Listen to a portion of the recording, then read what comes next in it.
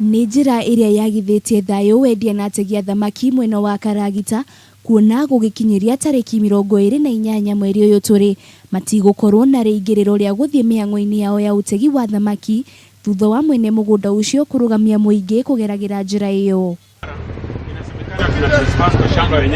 Ategi aya maugite kwa ihinda iraya njira iyo niyo ikoretwo iri reingiriro riao makiuga kuhingwo ni gukurugamia mihango mingi amuto ategitu mahuthagira njira iyo indi nginyagia atwarithia bodaboda na agendi magithie gukuo ni tutaro.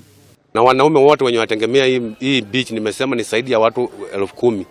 Oho ni maugite wici no kuongerereka na njira nene kuona mbeũ njĩthĩ aingĩ magutigwo matari mawira na oho ategi aya megutigwo matari na hakumathira uboco wao muthenya.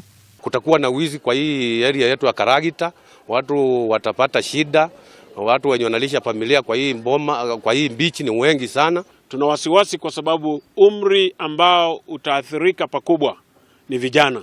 Tunashindwa vijana wataenda wapi? Wengine wamechukua mikopo wakanunua pikipiki, wengine wamechukua mikopo wakanunua boti za kubebea watalii, wengine wamechukua mikopo ya kufanya mambo mbalimbali kuhusiana na shughuli katika ziwa Naivasha.